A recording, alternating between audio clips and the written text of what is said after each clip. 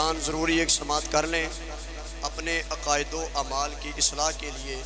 جہاں ہم اچھے سے اچھا سوٹ پہنتے ہیں، اچھے سے اچھی جوتی لیتے ہیں، اچھے سے اچھا مطلب یہ ہے کہ ہر اپنا سامان ضروریات زندگی بناتے ہیں، اسی کے لیے اس سے بہتر ہے کہ اپنے ان فتنوں کے دور میں اپنے عقائد اپنے اعمال کی اصلاح کیجئے، اور ہر گھر میں چھوٹی چھوٹی لائبریریاں ضرور ہونی چاہیے عقائد و اہل سنت و معمولات اہل سنت کے دلائل کے اعتبار سے جو کتب ہیں۔ اسی سلسلہ میں مناظر اسلام حضرت علامہ مولانا مفتی کاشف اقبال مدنی صاحب کی 5-7 کتابوں کا ایک سیٹ اس کا اسٹال لگا ہوا ہے، بالکل مناسب قیمتیں ہیں، ہر بندہ اپنے گھر میں ایک سیٹ کم از کم ضرور لے کے جائے، بالکل مناسب قیمتیں ہیں۔ اپنے عقائد اپنے اعمال کی اصلاح کیجئے۔ سائی وال سے رانا عمران جویہ صاحب اور ان کے احباب تشریف لائے، دیگر جتنے بھی علماء تشریف لائے، سب کو خوش آمدید کہتے ہیں۔ در پہ آیا گدا بن کے وہ سلطان گیا، تیرے انداز نوازش پہ میں قربان گیا، نعمتیں بانٹتا جس سمت وہ ذیشان گیا، نعمتیں بانٹتا جس سمت وہ ذیشان گیا، ساتھ ہی منشی رحمت کا قلم دان گیا، اور تجھ سے منہ پھیر کے جو جانب قرآن گیا، تجھ سے منہ پھیر کے جو جانب قرآن گیا، سرخ رو نہ ہو کے دنیا سے وہ انسان گیا، کتنے گستاخ بنے کتنوں کا ایمان گیا، لے خبر جلد کے غیروں کی طرف دھیان گیا، میرے آقا میرے مولا تیرے قربان گیا، نعمتیں بانٹتا جس سمت وہ ذیشان گیا۔ اور احترام نبوی شامل عادت نہ سہی، احترام نبوی شامل عادت نہ سہی، شیر مادر میں اصیلوں کی نجابت نہ سہی، ارے گھر میں آداب رسالت کی روایت نہ سہی، ارے تم پر میرے آقا کی عنایت نہ سہی، ارے نجدیو تم کو تو کلمہ پڑھانے کا بھی احسان گیا، نعمتیں بانٹتا جس سمت وہ ذیشان گیا، ساتھ ہی منشی رحمت کا قلم دان گیا۔ اسی کے اوپر اتفاق کرتے ملتمس ہوں خطیب اہل سنت فخر اہل سنت پاسبان مسلک رضا مناظر اسلام حضرت علامہ مولانا مفتی راشد محمود رضوی صاحب، آپ لاہور تشریف لاتے ہیں، اپنے نورانی وجدانی ایمانی روحانی خطاب سے ہمارے قلب و ذہان کو معطر فرماتے ہیں۔ استقبال کیجئے، نعرہ تکبیر، سینے دا ٹیل لا کے نعرہ دا جواب دینا، نعرہ رسالت، نعرہ تحقیق، نعرہ حیدری، نعرہ غوثیہ، ہر صحابی نبی، ہر صحابی نبی تاجدار ختم نبوت، تاجدار ختم نبوت۔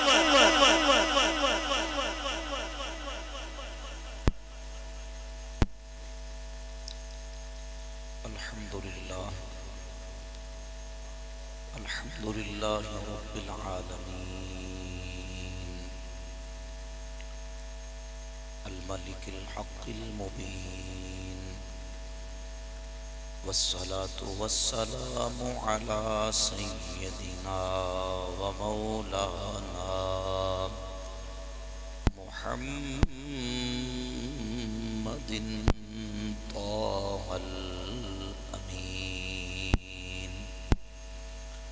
وعلى آله وأصحابه أجمعين ومن اتبعهم إلى يوم الدين، أما بعد فأعوذ بالله من الشيطان الرجيم، بسم الله الرحمن الرحيم، لقد من الله على المؤمنين إذ بعث فيهم رسولا، صدق الله مولانا العظيم وصدق رسوله النبي الكريم الأمين الرؤوف الرحيم، إن الله وملائكته يصلون على النبي، يا أيها الذين آمنوا صلوا عليه وسلموا تسليما، آواز بلند مل کے درود آن گیا ساتھ ہی منشی رحمت کا قلم دان گیا اور انہیں جانا انہیں مانا نہ رکھا غیر سے کام للہ الحمد میں للہ الحمد میں دنیا سے مسلمان گیا للہ الحمد میں دنیا سے مسلمان گیا نعمتیں بانٹتا جی سمت وہ ذیشان گیا۔ اہل سنت و جماعت کی حقانیت و صداقت کے اوپر نہایت مدلل گفتگو فرما رہے تھے۔ انشاءاللہ اپنے مخصوص وقت کے اندر اہل سنت و جماعت کا جو نبی پاک صلی اللہ علیہ وآلہ وسلم کے میلاد پاک کے حوالے سے عقیدہ اور نظریہ ہے، اس پر انشاءاللہ قرآن و سنت کی روشنی میں گفتگو کرنے کی سعادت حاصل کروں گا۔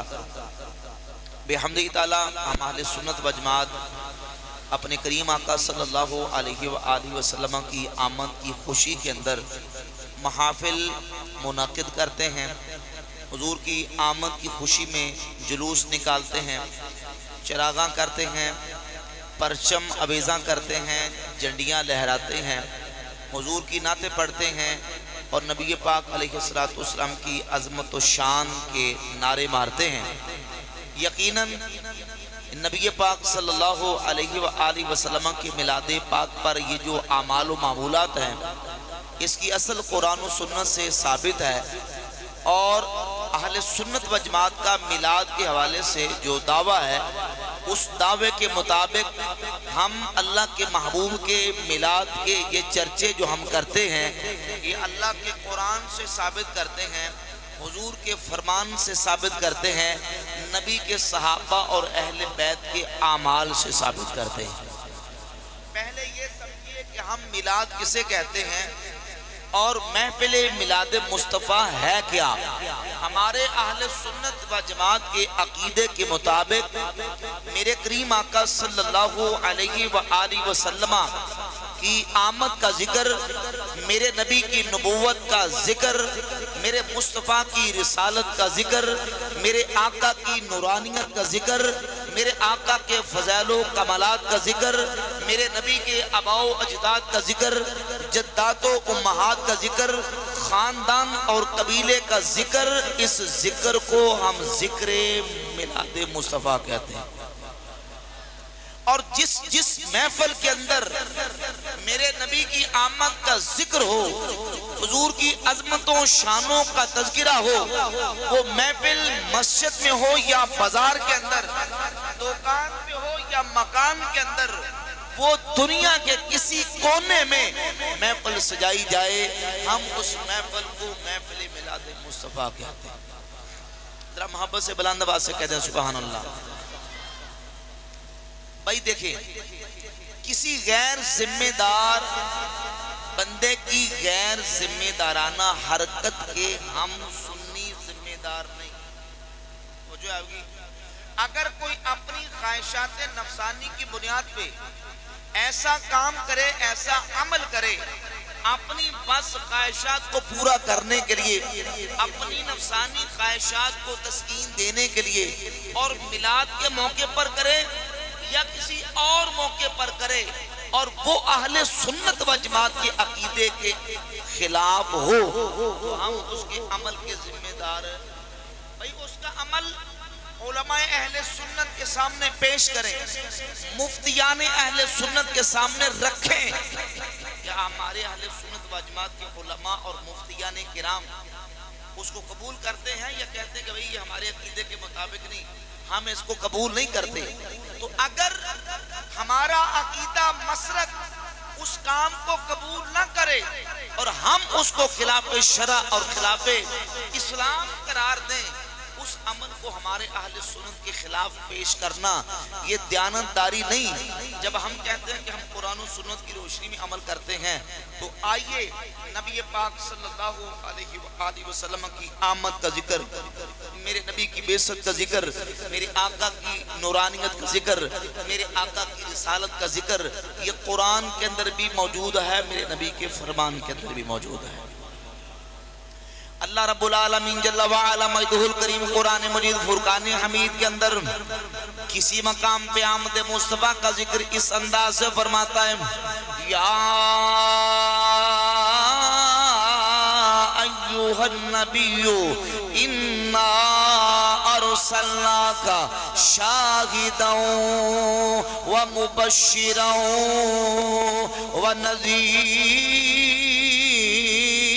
ونذیرا. کسی مقام پہ فرماتا ہے قد جاءکم من اللہ نور و کتاب مبین. کسی مقام پہ فرماتا ہے قد جاءکم برہان من ربکم وانزلنا الیکم نورا مبینا وما ارسلناک الا کافۃ للناس.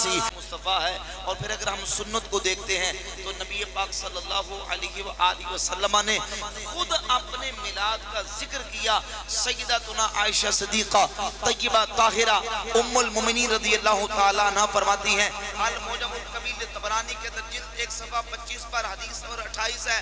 آپ فرماتی ہیں تذاکر رسول اللہ صلی اللہ علیہ وآلہ وسلم و ابو بکر میلادہما عندی.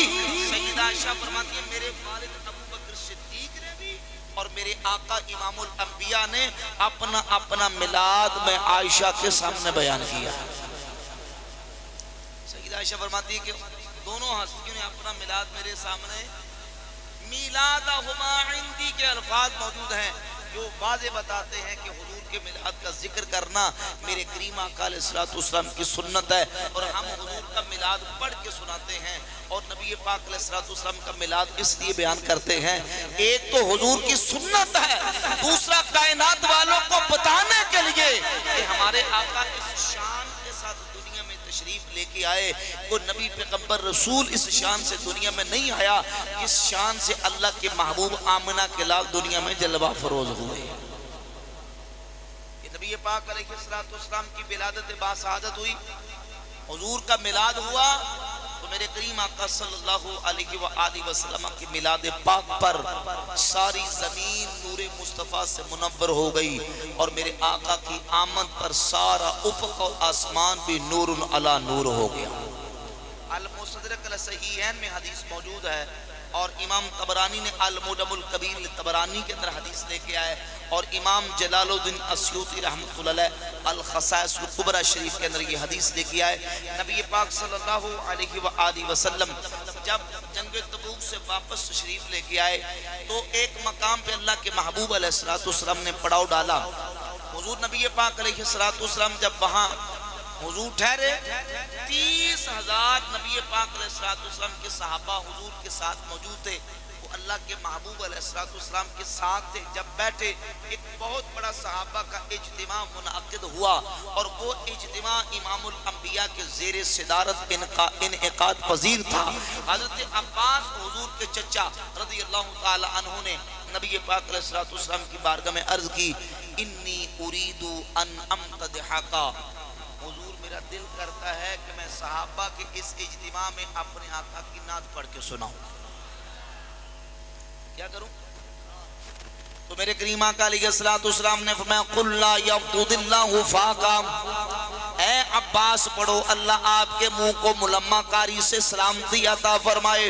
حضرت عباس ابن عبد المطلب عم رسول رضی اللہ تعالیٰ عنہ نے میرے کریم آقا علیہ السلام کی 30,000 صحابہ کے مجمع کے اندر نعت بھی پڑھی ہے، میرے نبی کا میلاد بھی بیان عرض کرتے ہیں من قبلها طبتا فی الزلال وفی مستودع حیث یخصف الورق ثم حبت البلاد لا بشر انت ولا مدغت ولا علاق تنقل من صالب الى رحم اذا مضى عالم بدا طبق انت وردت نارا لخلیل مستترا فی صلبه انت کیف یحترق انت لما ولدت اشرقت الارض وضاءت بنورك الافق۔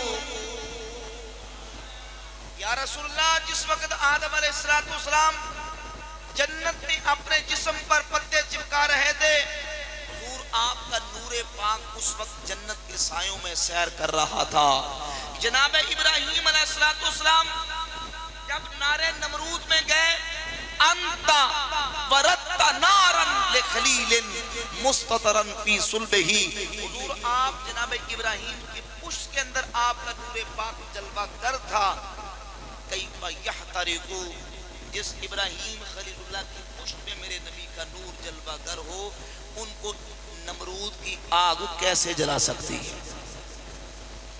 انت وردت نارا لخلیل مستترا فی صلبہ انت کیف یحترق انت لما ولدت، ذرا محبت سے سبحان اللہ کہتے ہیں، انت لما ولدت، حضور جب آپ کا میلاد ہوا، بولے جب آپ کا، انت لما ولدت اشرقت الارض وضاءت بنورک الافق، حضور آپ کے میلاد پر ساری زمین بھی نور علی نور ہو گئی اور سارا آسمان بھی نور علی نور ہو گیا۔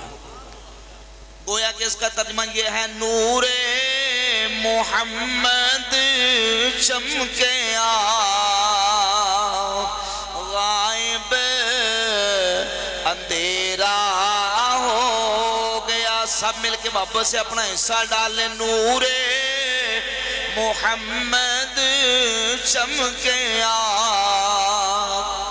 غائب اندھیرا ہو گیا، مدینے والا آیا گیا، تھا تھا سویرا ہو گیا، مدینے والا آیا گیا، تھا تھا سویرا ہو گیا۔ کریم آقا صلی اللہ علیہ وسلم کی جلوہ گری دنیا میں ہوئی، ادھر مکہ کے اندر اعلان ہو گئے، مدینہ کے اندر اعلان ہو گئے۔ سیدنا حسان ابن ثابت رضی اللہ تعالیٰ عنہ حضور کے نعت گو نعت خواں عمر رسیدہ صحابی فرماتے ہیں 7 یا 8 سال کی میری عمر، میں مدینہ طیبہ کے اندر جس کا پرانا نام یثرب ہے، یثرب کے اندر موجود تھا۔ ایک یہودی مدینہ کے ٹیلے ٹبے پہ چڑھ کے اعلان کرتا ہے، 7 آسمانوں کی طرف دیکھ کے کہتا ہے، وہ دیکھو مدینہ کے یہودیوں، آسمانوں پہ احمد کا ستارہ چمک اٹھا ہے، ھذا کوكب احمد قد طلع لا يطلع الا بالنبوۃ لم يبقى من الانبیاء الا احمد۔ وہ دیکھو آسمانوں پہ احمد کا ستارہ چمک اٹھا ہے، یہ ستارہ آسمانوں پہ عام موقع پہ طلوع نہیں ہوتا، یہ ستارہ اس وقت چمکتا ہے جب دنیا میں رب کا نبی آتا ہے۔ لم یبقى من الانبیاء الا احمد، ایک ہی نبی باقی ہے جن کا نام نامی اسم گرامی احمد ہوگا۔ ھذا کوكب احمد قد طلع، وہ دیکھو آسمانوں پہ احمد کا ستارہ چمکتا ہے۔ ادھر مدینہ کے اندر اعلان، ادھر مکہ کے اندر اعلان، مدینہ کے اندر اعلان، مکہ کے اندر اعلان۔ امام جلال الدین سیوطی رحمت اللہ علیہ نے الخصائص الکبریٰ کے اندر روایت کو ذکر کیا. میرے کریم آقا علیہ السلام کی مدینہ طیبہ کے اندر جلوہ گری ہوئی. توجہ کیجئے، ایک یہودی مکہ کے اندر تجارت کی غرض سے رہتا تھا. جب حضور کا میلاد ہوا، صبح میں کعبہ آیا اور وہاں جہاں سرداران قریش کی ٹولیاں اور قریش کے اور مکہ کے سردار جمع ہوتے تھے، وہاں پہنچا تو آ کے ان سے کہنے لگا یہ بتاؤ یہ جو رات گزر گئی ہے، حل ولدہ فیکم اللیلۃ مولود، اس رات کسی کے ہاں کسی کے گھر میں بچہ پیدا ہوا ہے؟ جو ایسا آنا کہہ دو ذرا، یہ بتاؤ کہ یہ جو رات گزشتہ ہے اس رات کسی کے ہاں بچہ پیدا ہوا؟ اللہ نے کسی کو بیٹا عطا کیا. معلوم کیا گیا، پتہ چلا کہ اللہ نے سیدہ آمنہ کو محمد کریم جیسا بیٹا عطا فرمایا صلی اللہ علیہ وآلہ وسلم. وہ کہنے لگا کہ جو بچہ سیدہ آمنہ کے ہاں پیدا ہوا اس بچے کی مجھے زیارت کروائی جائے، دید کروائی جائے. جب سیدہ آمنہ کی حویلی پر پہنچا، اللہ کے محبوب علیہ السلام کا دیدار کیا. حضور کی پشت مبارک سے کپڑا ہٹایا، رسول اللہ صلی اللہ علیہ وآلہ وسلم کی مہر نبوت پر نظر پڑی. فوقع الیہودی مغشیا علیہ، یہودی خشک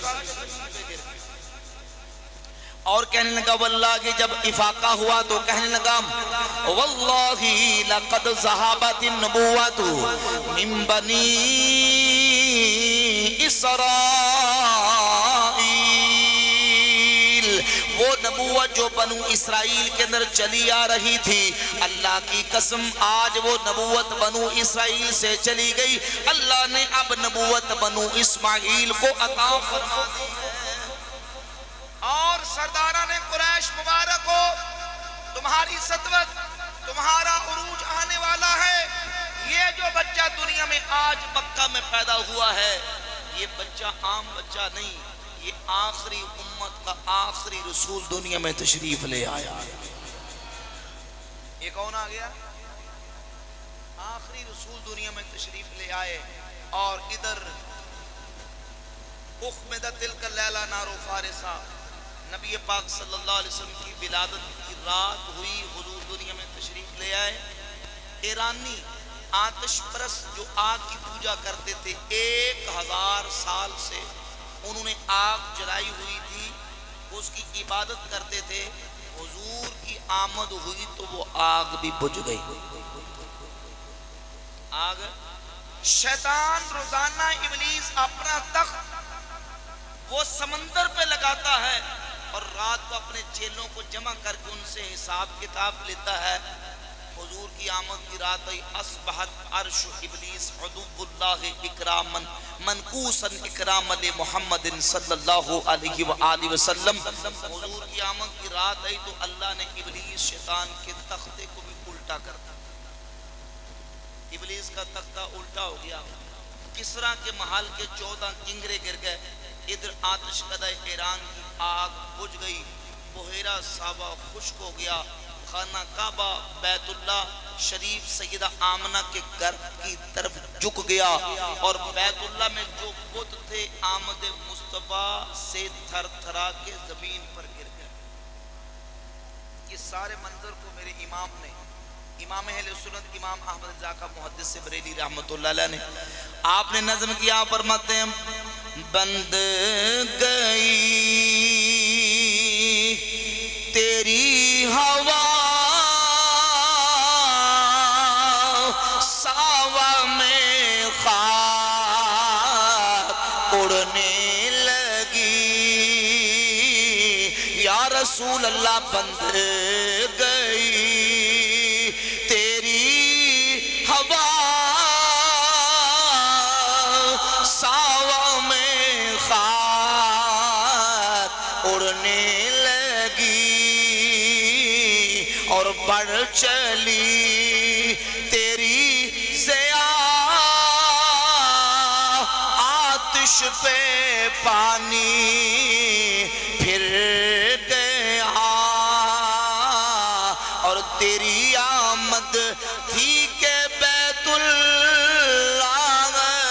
مجرے کو جھکا،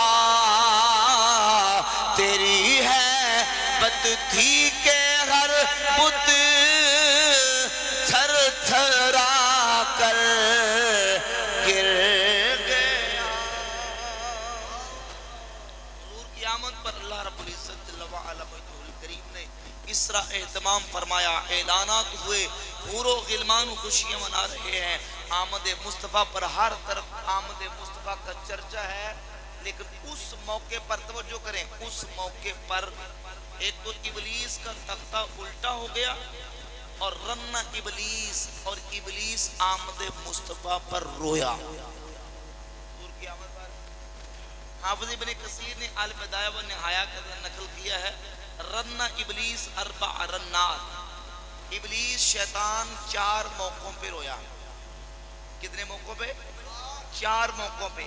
حین لعنا، جب اس پر لعنت کی گئی تب رویا، وحین احبتا، جب جنت سے نکالا گیا تب رویا، وحین انزلت الفاتحہ، جب قرآن کی سورت الفاتحہ نازل ہوئی تب رویا، وحین ولد رسول اللہ صلی اللہ علیہ وآلہ وسلم، اور جب آمنہ کے لال کا میلاد ہوا تب رویا، حضور کے میلاد پر رویا۔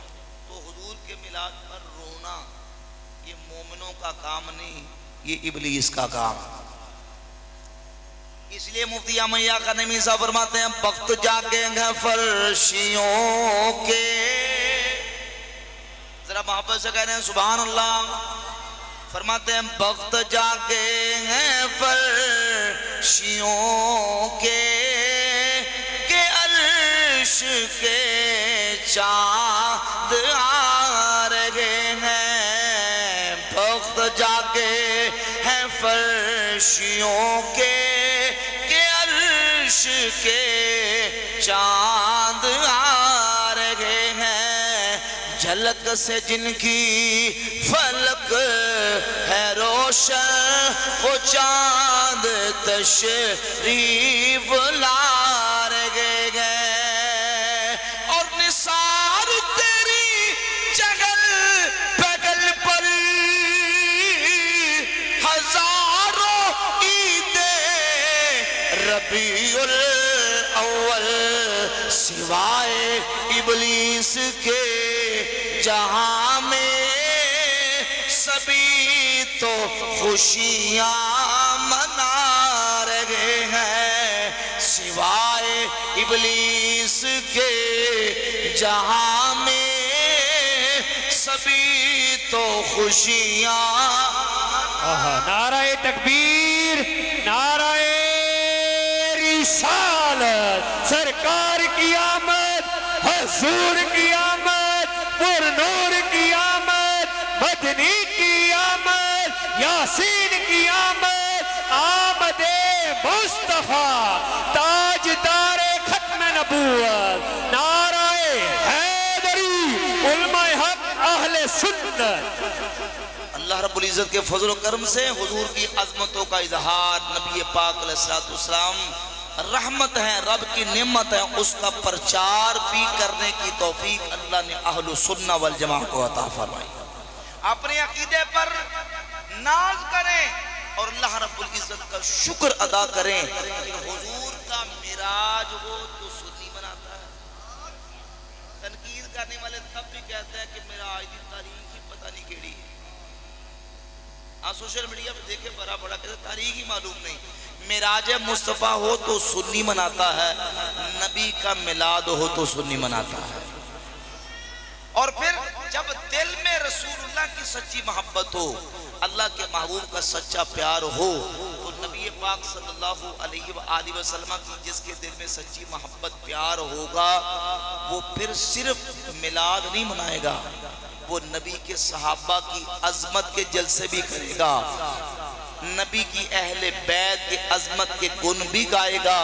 اللہ کے فضل و کرم سے ہم سنی تو وہ ہیں جو ولیوں کا دن بھی مناتے ہیں، غوث پاک کا بھی مناتے ہیں، داتا صاحب کا مناتے ہیں، امام ابو حنیفہ کا مناتے ہیں، حضرت امام احمد رضا کا محدث بریلی کا مناتے ہیں۔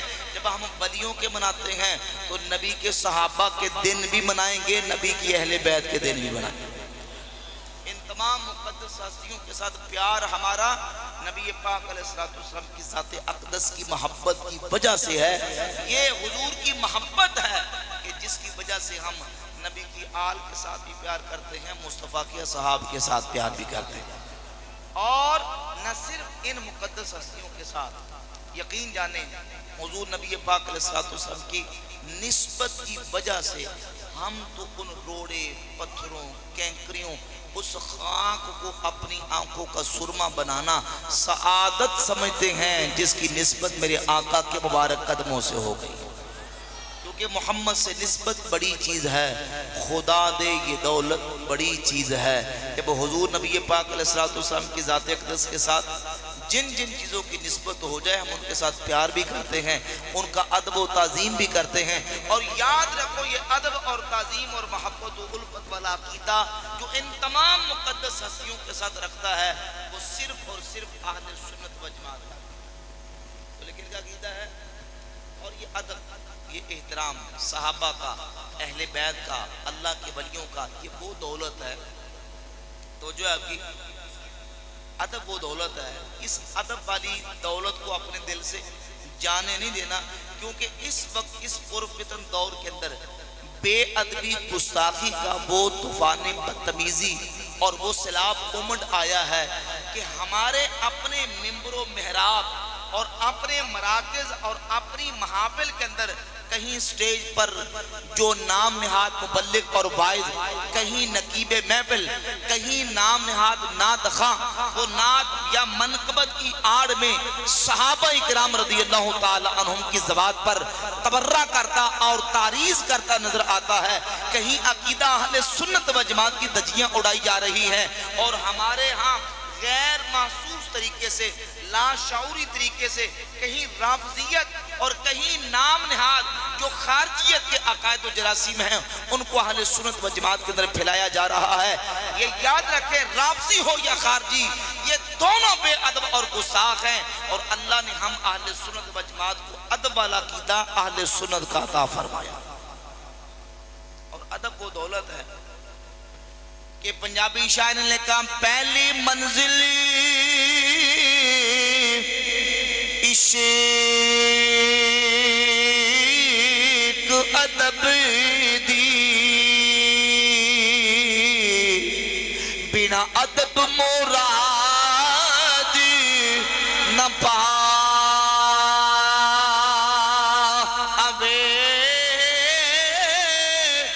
بے ادبادی بسی اندر کدی ٹھنڈی ہوا نہ آوے،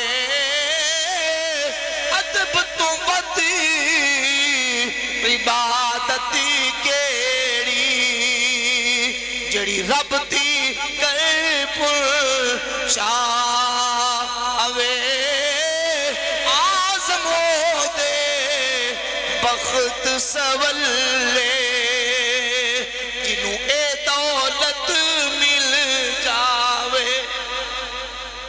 یہ دولت اللہ نے سنت و جماعت کو عطا کی ہے، لہذا ادب، احترام، عقیدت، محبت، مبدت والی وہ صحابہ کا، اہل بیت کا، اللہ کے ولیوں کا، یہ دولت اپنے دل سے نکلنے نہیں دینی، اس دولت کو اپنے سینے میں سنبھال کے رکھنا ہے۔ حضور کا میلاد مناتے رہیں گے اور حشر تک حضور کے آنے کی دومیں ڈالیں گے، حشر تک ڈالیں گے ہم پیدائش مولا کی دوم، مثل فارس نجد کے قلعے گراتے جائیں گے، خاک ہو جائیں عدو چل کر مگر ہم تو رضا، دم میں جب تک دم ہے ذکر ان کا سناتے جائیں گے۔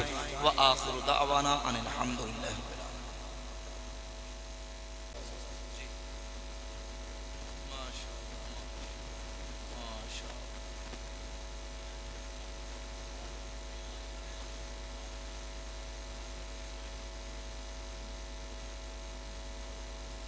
دیکھیں اس میں دو طرح کا جواب، ایک تحقیقی اور ایک الزامی۔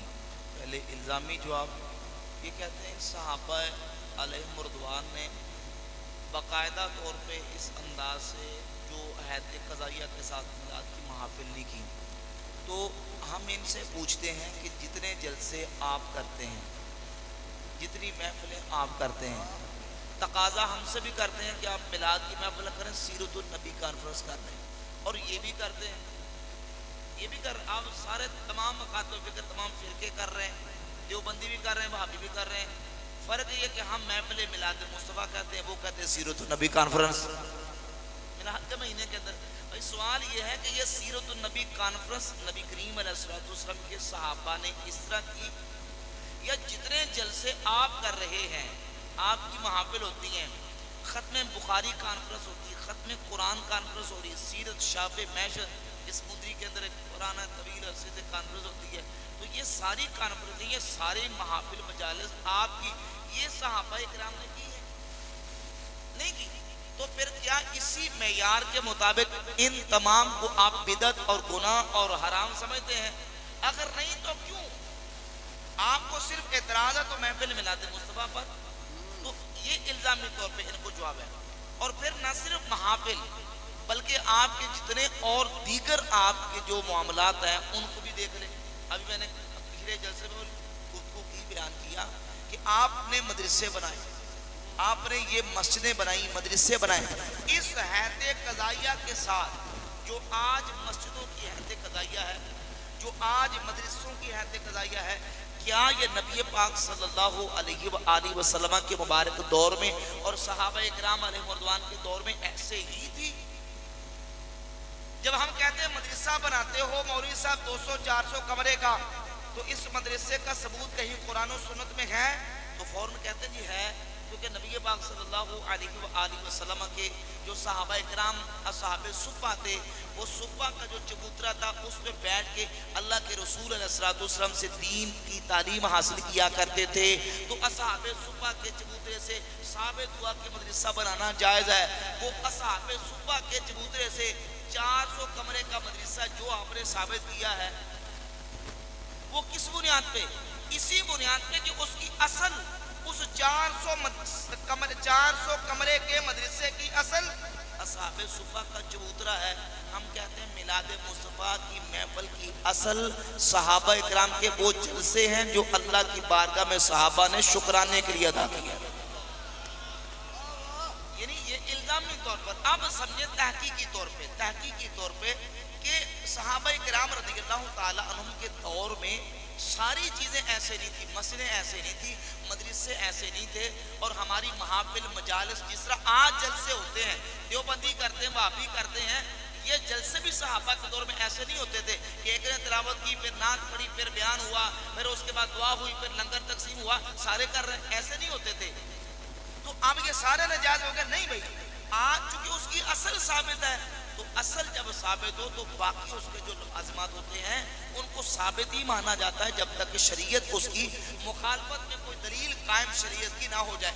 اب تحقیقی جواب یہ ہے، سمجھیے ذرا توجہ سے، یہاں میں تھوڑی تفصیل بیان کر دوں بلو صاحب، کہ گزارش یہ ہے کہ صحابہ اکرام رضی اللہ تعالی عنہم کے دور میں انہوں نے الاہم فالاہم کے تحت چیزوں کو لیا۔ مثال ہوتی ہے سمجھانے کے لیے، تقریب فہم کے لیے، توجہ سے سنیے، میں مثال دے کے عرض کرتا ہوں۔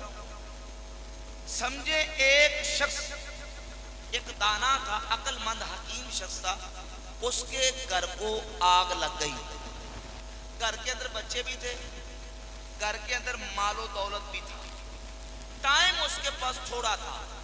اب اس نے اپنے گھر میں جو ارد گرد آگ لگی ہوئی ہے اس سے اندر جو بچے اور مال ہے، ٹائم اس کے پاس تھوڑا ہے، وہ سب سے پہلے کیا کرے گا؟ مال بچائے گا کہ اپنے بچوں کو بچائے گا؟ کس کو بچائے گا؟ اور ٹائم جو تھوڑا 10 15 20 منٹ ہے، اس میں فوراً جائے اور جا کے جلدی سے اپنے بچوں کو جو نا وہ ریسکیو کرے اور محفوظ کر کے ان کو بچوں کو بچا لے۔ اچھا ٹائم تھوڑا تھا، بچے بچائے، مال نہیں بچا سکا۔ پھر کچھ عرصہ بعد اسی دانا اور حکیم کے ہمسائے کے گھر میں آگ لگ گئی، اس کے پاس ٹائم بھی تھا، وقت زیادہ تھا، اندر بچے بھی تھے، مال بھی تھا، اس نے وہی کیا کہ اس حکیم دانا کو دیکھا، بچے بچا لیے اور مال نہیں بچایا۔ پوچھا مال کیوں نہیں بچایا؟ بھائی تمہارے پاس 2 گھنٹے تھے، بچے نکالی تو مال بھی بچا لو۔ کہنے لگا وہ اصل میں وہ جو ہمسایہ حکیم تھا، دانا عقل مند انسان، اس کے بھی لگی تھی تو اس نے صرف بچے بچائے تھے، اس نے صرف۔ تو اس کو جو اپنے بچے بچا کے مال کو چھوڑ رہا ہے، اس کو عقل مند سمجھیں گے یا بیوقوف سمجھیں گے؟ بھائی اس کے پاس ٹائم تھوڑا تھا، اتنے محدود وقت کے اندر وہ صرف بچے ہی بچا سکتا تھا، اس نے باقی اپنی جان بچائی، بچے بچائے۔ تمہارے پاس ٹائم زیادہ ہے، تم بچے بھی نکال لو، مال بھی بچا لو۔ اب سمجھیے صحابہ اکرام بلا تشبیہ، صحابہ اکرام رضی اللہ تعالی عنہ کے پاس ٹائم تھوڑا تھا، وقت تھوڑا تھا، اور اس تھوڑے وقت کے اندر جنگیں بھی کی۔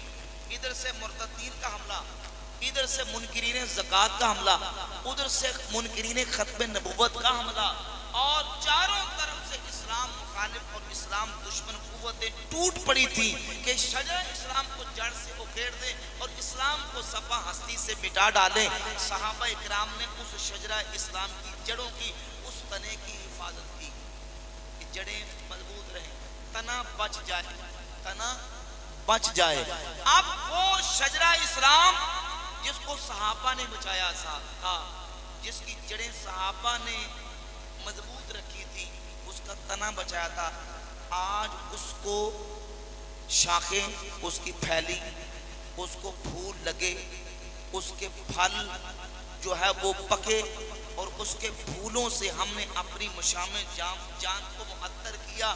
کوئی احمق اٹھ کے کہے کہ یہ جو پھل ہیں یہ اس وقت تو نہیں تھے، یہ جو پھول تھے اس وقت تو نہیں تھے، تو اسے سمجھایا جائے گا کہ یہ جو پھل اور پھول ہیں وہ شجرہ اور تنا بچا تھا، اسی کو پھل لگے ہیں، اسی کو پھول لگے ہیں، جسے آج ہم فائدہ حاصل۔ صحابہ نے اسلام کو بچایا، اور اسلام کی الاہم فالاہم جو ضروری اور اصول تھے ان کو بچا کے ہم تک پہنچایا۔ نہ بخاری لکھی، نہ مسلم، نہ ترمذی، نہ ابو داؤد، نہ ابن ماجہ، نہ نسائی، نہ 400 300 کمروں کے مدرسے بنائے، آج مدرسے بھی بن رہے ہیں۔ بخاری، مسلم، ترمذی، ابو داؤد، ابن ماجہ حدیث کی کتابیں بھی لکھی گئی۔ کوئی کہے کہ یہ اس وقت تو نہیں تھی، جس طرح منکرین حدیث کہتے ہیں اس وقت تو نہیں تھی، آج کہاں سے آئی؟ ہم کہتے ہیں بھئی اس کی اصل ثابت ہے، جب اصل ثابت ہو تو فرع کو ثابت ہی مانا جاتا ہے۔ واہ واہ واہ ماشاءاللہ۔ اور کسی ساتھ کچھ کے پوچھ سکتے ہیں؟ مفتی صاحب کی بارگاہ میں گزارش ہے کہ ہمارے پاس چند سوالات ہیں، لکھے ہیں۔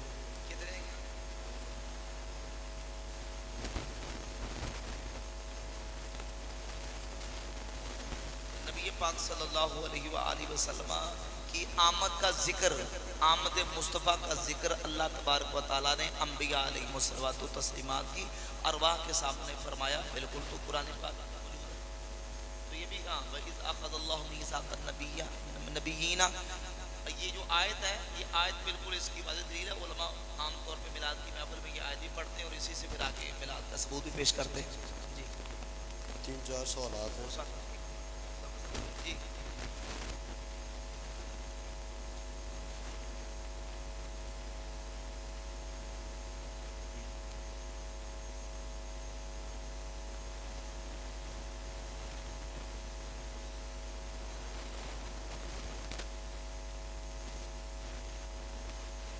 دیکھیں، ان کی اصلاح کے لیے تو پھر یہی طریقہ کار ہے کہ مرزا کے ریبٹل میں جو چیزیں ہیں، جو مرزا اشکالات اور وساوس اٹھاتا ہے، سوال ان کا یہ ہے کہ جو ہمارے نوجوان مرزا جیلمی کے بیانات سن کے جو ہے وہ راہ سے بھٹک چکے ہیں، ڈی ٹریک ہو چکے ہیں، ان کو واپس لانے کا کیا طریقہ ہے؟ تو واپس لانے کا ان کو طریقہ کار یہ ہے کہ مرزا کے جو اٹھائے ہوئے وسوسے ہیں، اشکالات ہیں، اس کے جن علماء نے جوابات دیے ہیں، ظاہر ہے کہ وہ اپنے ایک مخصوص طریقے سے اعتراض کرتا ہے، تو اس کے جوابات بھی ہیں، علماء نے جوابات بھی دیے ہیں۔ بالخصوص بھی الحمدللہ تعالیٰ میرا ایک بہت سارا کام ہے مرزا جلمی کے رد میں، میری بہت ساری ویڈیوز ہیں، اور کتنے ہی اس کے اشکالات اور اعتراضات ہیں جن کے میں نے تفصیل کے ساتھ دلائل کے ساتھ جوابات دیے ہیں۔ تو آپ یہ ہے کہ میرے بیانات سے، میرے کلپ سے استفادہ کریں، کوئی ایک ٹاپک، کوئی ایک موضوع جس پر بات ہوتی ہے تو آپ میرا وہ بیان سنیں، اس میں سے چیزیں آپ نوٹ کر لیں، اور نوٹ کر کے پھر ان تک بڑے آسان اور اچھے طریقے سے ان تک یہ چیزیں پہنچائیں۔ اور دوسرا طریقہ یہ بھی ہے کہ ان کو بلا واسطہ جو ہے نا وہ ہمارے چینل کے ساتھ جوڑیں، وہ ریگولرلی میرے بیانات سنیں، یا میرا جو ایک پورا ایک سمجھے کہ بیانات کا سلسلہ ہے وہ وقتاً فوقتاً بیانات کلپ سنتے رہیں گے تو انشاءاللہ تبارک و تعالی مرزا جیرمی کے دجل سے اللہ رب العزت ان کی حفاظت فرمائے گا، لیکن آسان طریقے سے محبت پیار کے ساتھ ان کو گائیڈ کریں، قریب لے کے آئیں تو انشاءاللہ تعالی۔ ابھی مجھے یہاں ایک ساتھی ملے، مسجد سے بیان کر کے نکل رہا تھا تو انہوں نے کہا میں مرزا جیرمی کو پہلے سنتا تھا اور بڑا اس کا پکا فالوور تھا، لیکن الحمدللہ میں نے آپ کے بیانات سنے تو مرزا جیرمی کو چھوڑ دی، میں نے توبہ کر دی اور اللہ کے فضل و کرم سے اب میں آپ کے بیانات سنتا ہوں۔ سبحان اللہ۔ الحمدللہ فائدہ ہوتا ہے نوجوان کو۔ جی جی کسی اور ساتھی کو اس کو اور کو بھائی دوست دو چار سوالات ہیں مفتی صاحب کا۔ جی مفتی صاحب پہلا رفع دین کے بارے سوال ہے مرزا دے متاثرین والوں کہ رفع دین کے بارے کچھ مطلب انفارمیشن اصل اختلاف کی ہے رفع دین میں اور وابی کس طریقے نہ رفع دین کو استعمال متاثر ان میں سے کوئی یہاں ہے بھی تو پوچھ لیں، پھر ان کو ذرا تفصیل سے بتا نہیں ہے، چل پرچیاں پھر وہی کہیں گے، پرچیوں کا جواب ہمیں وہ تسلی بخش رہی ہے۔ چل پر مختصر یہ ہے کہ مسئلہ رفع الیدین ایک فروعی مسئلہ ہے اور شروع سے ظاہر ہے کہ اختلافی مسئلہ چلا رہا ہے۔ رفع الیدین کا مطلب ہے یعنی اپنے ہاتھوں کو نماز کے اندر اٹھانا، یہ مطلب ہی جو ہے رفع الیدین، رکوع جاتے، رکوع سے اٹھتے وقت اور سجدے جاتے اور سجدے سے اٹھتے وقت کیا اپنے ہاتھوں کو اٹھائیں گے، رفع الیدین کریں گے یا نہیں کریں گے؟ تو اس سلسلہ میں مختلف احادیث آئیں، تو یاد رکھیں کہ جب ایک موضوع پر ایک مسئلہ پر مختلف احادیث آ جاتی ہیں تو پھر ائمہ مجتہدین ان احادیث کو لے کر تو ان میں سے راجح قرار دیتے ہیں کہ ترجیح کس کو دیں گے، کرنے والی روایتوں کو یا نہ کرنے والی روایتوں کو۔ تو چاروں امام جو اہل سنت و جماعت کے فقہ کے امام ہیں، ان چاروں اماموں میں سے امام اعظم ابو حنیفہ رحمۃ اللہ تعالی علیہ اور امام مالک رحمۃ اللہ تعالی علیہ، یہ دونوں امام ان کا موقف یہ ہے کہ جو حدیثیں رفع الیدین نہ کرنے کی ہیں وہ راجح ہیں، اور ان کے مطابق نماز کے اندر رکوع جاتے، رکوع سے اٹھتے، سجدے جاتے، سجدے سے اٹھتے، ان مقامات پہ رفع الیدین نہ کرنا سنت ہے۔ کیوں؟ اس لیے کہ احادیث موجود ہے۔ سیدنا عبداللہ ابن مسعود رضی اللہ تعالی عنہ کی حدیث ہے، جامع ترمذی میں 257 257 نمبر، اور سنن نسائی کے اندر اور سنن ابی داؤد کے اندر، مسند احمد بن حنبل کے اندر، السنن الکبری بیہقی کے اندر، سیدنا عبداللہ ابن مسعود رضی اللہ تعالی عنہ حضور کے خلفائے راشدین کے بعد سب سے بڑے عالم صحابی ہیں، اور 3762 نمبر حدیث ہے صحیح بخاری کی۔ حذیفہ میرے ایمان کہتے ہیں کہ نبی پاک صلی اللہ علیہ وسلم کے صحابہ میں سے جس صحابی کا سب سے زیادہ اللہ کے نبی علیہ السلام کے ساتھ طریقہ اور طور طریقہ اور جو ہے وہ عادات ملتی تھی وہ حضرت عبداللہ ابن مسعود رضی اللہ تعالیٰ عنہ تھے۔ وہ عبداللہ ابن مسعود کہتے ہیں 257 نمبر ترمذی کی حدیث ہے، لوگو الا اصلی بکم صلاۃ رسول اللہ صلی اللہ علیہ وآلہ وسلم، کیا میں تمہیں رسول اللہ صلی اللہ علیہ وسلم کی نماز پڑھ کے دکھاؤں؟ فصلی فلم یرفع یدیہ الا فی اول مرۃ، تو آپ نے نماز پڑھ کے دکھائی، صرف نماز کے شروع میں رفع الیدین کیا، باقی پوری نماز میں نہ رکوع جاتے، نہ رکوع سے اٹھتے، نہ سجدے جاتے، نہ سجدے سے اٹھتے، صرف نماز کے شروع میں اپنے ہاتھوں کو اٹھایا اور باقی پوری نماز میں رفع الیدین نہیں کیا، اور بتا دیا کہ یہ اللہ کے پاک نبی علیہ السلام کی نماز ہے۔ امام ترمذی کہتے ہیں یہ حدیث حسن ہے، اور ایک نسخے کے مطابق کہا کہ یہ حدیث حسن صحیح ہے، وَبِهِ يَقُولُ غَيْرُ وَاحِدٍ مِّنْ أَهْلِ الْعِلْمِ مِنْ أَصْحَابِ النَّبِي صلی اللہ علیہ وآلہ وسلم، اور نبی پاک علیہ السلام کے اہل علم صحابہ کا عمل بھی یہی ہے کہ وہ صرف نماز کے شروع میں ہاتھ اٹھاتے ہیں، باقی مقام میں رفع الیدین نہیں کرتے۔ اور ان اہل علم صحابہ میں سے ایک مولا علی پاک رضی اللہ تعالیٰ عنہ، مصنف ابن ابی شیبہ میں 2457 نمبر حدیث ہے کہ مولا علی جب نماز پڑھتے تھے تو صرف نماز کے شروع میں اپنے ہاتھوں کو اٹھاتے تھے، پھر دوبارہ نماز میں مولا علی رفع الیدین نہیں کرتے تھے۔ تو یہ موقف ان حدیث کے مطابق امام اعظم ابو حنیفہ کا ہے، اور اسی کے مطابق جمہور اہل سنت میجورٹی مسلمانوں کی وہ رفع الیدین نہ کرنے کے قائل۔ دوسرا سوال یہ ہے کہ یہ انہی کے متاثرین ایک جملہ بولتے ہیں، اور احباب میں ان میں سے کئی جملہ یہ پوچھا ہے کہ کیا اس کا شریف حکم کیا ہے؟ وہ کہتے ہیں جی نہ میں وہابی ہوں، نہ میں سنی ہوں، صرف میں مسلم نان مسلم مسلمان ہوں اور علمی کتابی ہوں۔ دیکھیں جہاں تک یہ جملہ کہ نہ میں سنی ہوں نہ میں شیعہ ہوں اور اپنے سنی ہونے کا بھی انکار کرنا، یہ تو دلال تو گمراہی ہے۔ اہل سنت و جماعت یہ مسلمانوں کا سواد اعظم ہے، مسلمانوں کی بڑی جماعت ہے، اور احادیث طیبات کی روشنی میں یہی وہ جماعت ہے جو حق پر ہے، ہدایت پر ہے، ناجی ہے، جنت میں جانے والی ہے۔ کوئی اس کا انکار کرے کہ میں سنی بھی نہیں ہوں اور سنی ہونے کا انکار کرتا ہے تو پھر ظاہر ہے کہ وہ اہل سنت سے خارج ہے، اور جو اہل سنت و جماعت سے خارج ہے وہ گمراہ بدعتی ہے۔ نبی پاک صلی اللہ علیہ وآلہ وسلم کی حدیث ہے، جامع ترمذی میں 2165 نمبر حدیث ہے، علیکم بالجماعت وإیاکم والفرقہ، ہمیشہ مسلمانوں کی جماعت کے ساتھ رہو، تم پر لازم ہے جماعت کا ساتھ، اور جماعت سے کٹ کر بننے والے جو فرقے ہیں ان فرقوں سے بچ جاؤ۔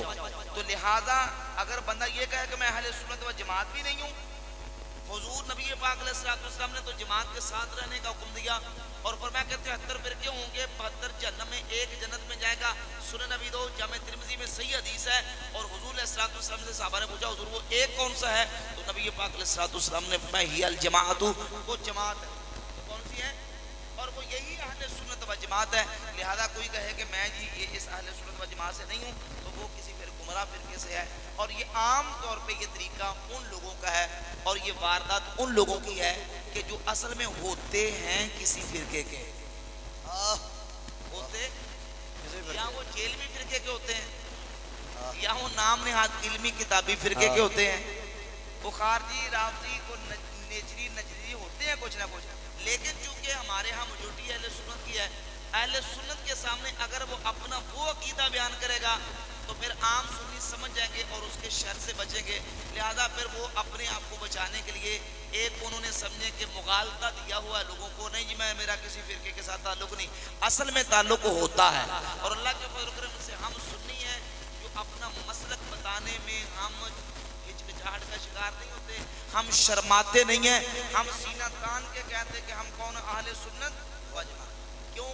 اس لیے کہ نام صحابہ کے گستاخ، نہ اہل بیت کے، نہ ولیوں کے، ہم نبی پاک علیہ السلام کی محبت دل میں رکھ کے صحابہ کو بھی مانتے ہیں، اہل بیت کو بھی، اللہ کے سارے ولیوں کو مانتے ہیں، ادب والے احترام والے ہیں، لہذا ہمیں اپنا اہل سنت و جماعت ہونا ظاہر کرنے میں کوئی شرم اور آر گج کے کہہ دو ہم کون ہیں؟ اہل سنت و جماعت۔ ٹھیک ہے۔ تیسرا آخری سوال یہ ہے کہ کچھ لوگ ہیں وہ کہتے ہیں جی کہ ہم امام بارگاہ میں شیعوں کی حمایت کرنے نہیں جاتے بلکہ پنجتن پاک کا وسیلہ لے کے جاتے ہیں، اور امام بارگاہ میں شیعوں کی مجالس میں جانا بدمذہبوں کے ساتھ تعلقات اس حوالے سے۔ دیکھیں رافضیوں کی مجلس میں جانا اس کی شرعی حیثیت تو مختصر خلاصہ یہ ہے کہ جانا کسی سنی مسلمان کو جائز نہیں، اس کی مختلف وجوہات ہیں۔ ایک وجہ یہ ہے کہ وہ رافضی اپنے مراکز کے اندر نبی پاک صلی اللہ علیہ وآلہ وسلم کے صحابہ پر تبرہ کرتے ہیں، ان کا عقیدہ ہی صحابہ اکرام کو نعوذ باللہ گمراہ اور بے دین ثابت کرنا ہے، اور صحابہ کی محبت ہم سنیوں کا ایمان ہے۔ بھئی یہ دیکھو کہ وہ تمہارے ایمان پہ حملہ کرتا ہے اور تم ہو اپنے طور پر کہ ایسے اپنے ایمان کے دشمنوں کے پاس جاتے ہو۔ حدیث پاک میں من کسر سواد قوم فہو منہم، جو کسی قوم کے پاس جا کے ان کی کثرت کو زیادہ کرے، ان کی اجتماعیت کو بڑھاوا دے، ان کی افراد کو اجتماع کو زیادہ کرے، فہو منہم، تو وہ انہی میں سے ہوگا، یعنی اس کا شمار انہی میں سے ہوگا۔ تو عبرت پکڑیں اور اس سے ڈر جائیں کہ کوئی اپنے آپ کو سنی کہنے والا، دل میں صحابہ کی محبت رکھنے والا، جب صحابہ کے دشمنوں اور صحابہ کے گستاخوں کی مجلس میں جائے تو قیامت والے دن کہیں اس کا حشر گستاخان صحابہ میں سے نہ ہو جائے۔ اس لیے امام جلال الدین اسیوطی رحمۃ اللہ علیہ نے شرح الصدور میں ایک واقعہ ذکر کیا کہ ایک بندہ تھا تو وہ سنی، لیکن وہ صحابہ کے گستاخوں کے پاس بیٹھا تھا، تو جب وہ مرنے لگا تو اس کے عزیز و اقارب قریب بیٹھے تھے، اسے کلمے کی بار بار تلقین کرتے تھے کہ کلمہ پڑھو کلمہ پڑھو، لیکن یہ کہ اس کی زبان پہ کلمہ جاری نہیں ہوتا تھا۔ تو جب معلوم کیا گیا، پتہ چلا کہ یہ وہ شخص تھا جو صحابہ کے دشمنوں اور صحابہ کے گستاخوں کی صحبت میں بیٹھا کرتا۔ لہذا اپنا ایمان عقیدہ بچاؤ اور کسی بد عقیدہ بد مذہب کی صحبت میں سنی مسلمان کو بیٹھنا جائز نہیں ہے، بہت حرام ہے۔ شکریہ، جزاک اللہ۔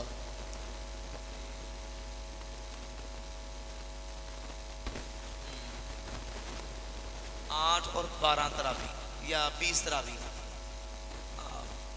تو اس پر ہمارے محترم مناظر اہل سنت حضرت مولانا پیر ابو حذیفہ محمد کاشف اقبال مدنی صاحب کی ایک مستقل کتاب ہے اس مسئلہ پر، تو کتاب خریدیں گے؟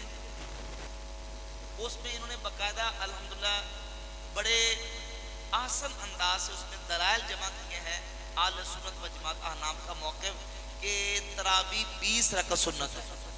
کتنی تراویح ہیں؟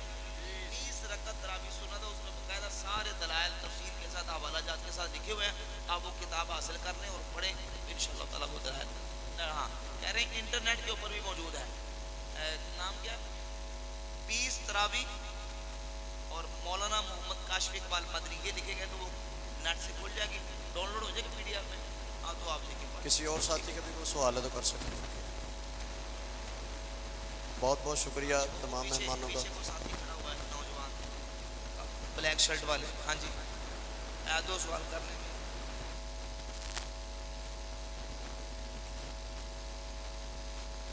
چھوٹا یا نہیں بڑا سوال پھر؟